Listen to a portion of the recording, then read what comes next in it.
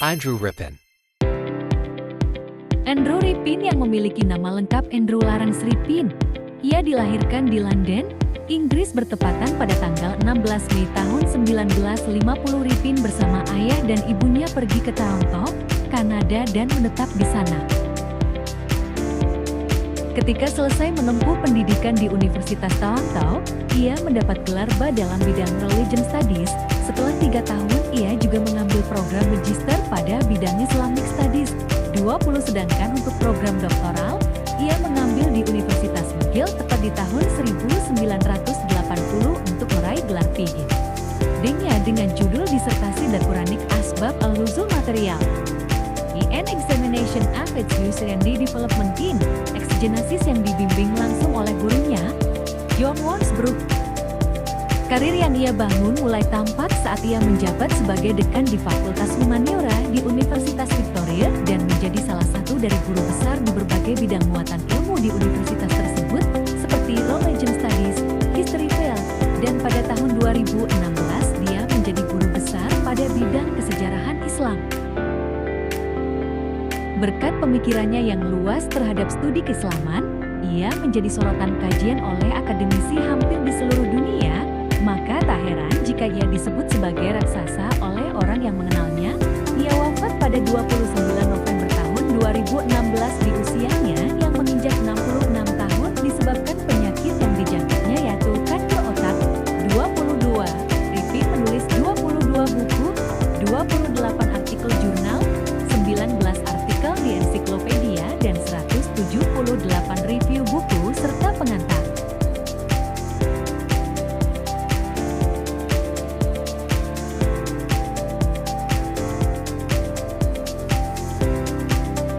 Satu hal yang mungkin membedakan Rippin dengan para orientalis lain adalah karena ketertarikannya pada sejarah penafsiran Al-Quran. Jika para orientalis lain umumnya lebih suka membidik konten Al-Quran dari berbagai sisi, menguji orisinalitas, ataupun sejarah kompilasi yang terjadi jauh sesudah periode pewahyuan. Ia pun tidak setengah-setengah dalam pilihannya tersebut, dan ini terbukti dari beberapa tulisan maupun suntingannya yang sebagian besar bertemakan penafsiran Al-Quran. Ia memandang banyaknya karya tafsir modern yang diorientasikan untuk tujuan ini bukan sebagai hal yang mengherankan, sebab para pemikir Islam terdahulu sudah terbiasa mencurahkan tenaga dan pikiran demi menghasilkan sebuah karya tafsir yang kompatibel dengan permasalahan-permasalahan pada masanya masing-masing, sehingga tradisi yang demikian bisa dibilang adalah warisan nenek moyang. Menurutnya, baik proses penafsiran yang dilakukan ilmuwan terdahulu maupun ilmuwan kontemporer merupakan wujud kesalahan serta wadah untuk menyalurkan gagasan-gagasan tertentu yang dipandang sesuai untuk menjawab problem dan situasi yang tengah happening. Meskipun dalam beberapa hal penafsiran terdahulu dengan penafsiran dewasa ini berbeda secara metodologi maupun sumber-sumber referensi, Rippin menganggap keduanya memiliki tujuan yang sama, yakni untuk menghadirkan Al-Quran sesolutif mungkin terhadap permasalahan-permasalahan yang muncul pada masa dan tempatnya masing-masing. Mengenai penafsiran Al-Quran modern, Rippin pertama, upaya penafsiran diarahkan pada metodologi dan nalar ilmiah. Menafsirkan Al-Quran dengan Al-Quran adalah ungkapan yang kerap didengungkan untuk mengokohkan prinsip ini, sehingga acuan di luar Al-Quran termasuk hadis dan produk tafsir yang telah muncul kerap tidak dijadikan sumber dalam menafsirkan Al-Quran. Poin yang pertama ini tampaknya menjadi salah satu karakteristik paling umum dari tafsir modern. Kedua, berdasarkan prinsip pertama, penafsiran diarahkan untuk menghilangkan berbagai gagasan legendaris, primitif, cerita hayalan, sihir, fabel, dan ramalan-ramalan yang diduga terdapat di balik ayat-ayat Al-Quran. Sementara itu, prinsip ketiga adalah bahwa penafsiran diupayakan untuk merasionalisasi doktrin yang terdapat dan atau terkandung dalam Al-Quran. Menurut Rippin, dalam hitung-hitungan kasar, volume Al-Quran tidak begitu berbeda dengan volume Perjanjian Lama, dan isinya pun senada dengan tradisi Judeo-Kristian. Ia juga menegaskan bahwa karena Muhammadlah yang menerima naskah tersebut, maka Muhammad sendiri jugalah yang paling mengerti dan memahami kandungan dan maksud Al-Quran, sehingga tindak tanduk Muhammad baginya merupakan perilaku ideal yang mencerminkan nilai-nilai Al-Quran. Pandangan sebagian pemikir modern terhadap Al-Quran yang cenderung berbeda.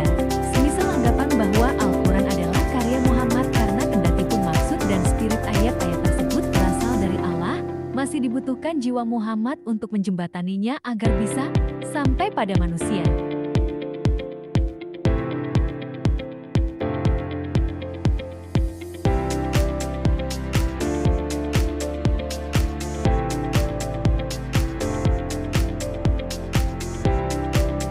Secara umum, jika dipandang secara ontologi, pemikiran Andrew Rippin terhadap Al-Quran tidak banyak berbeda dengan pandangan mainstream Muslim lainnya.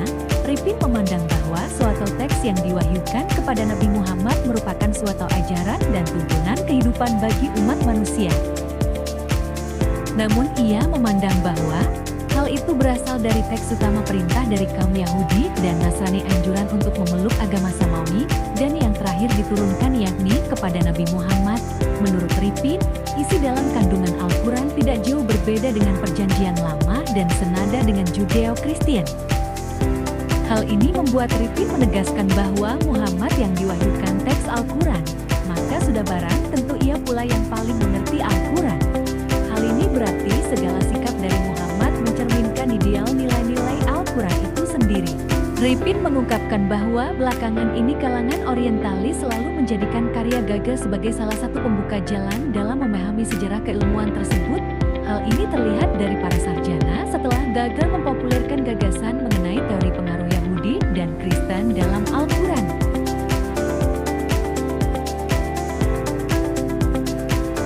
Hal ini yang paling disoroti Rippin dalam melihat pemikiran para sarjana barat terhadap Al-Quran.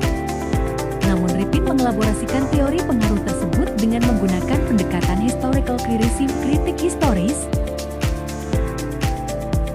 Hal ini menjadi awal fokus kajian Rippin mengenai sejarah Al-Quran hingga menganalisis wacana kajian yang berkembang di kalangan sarjana barat.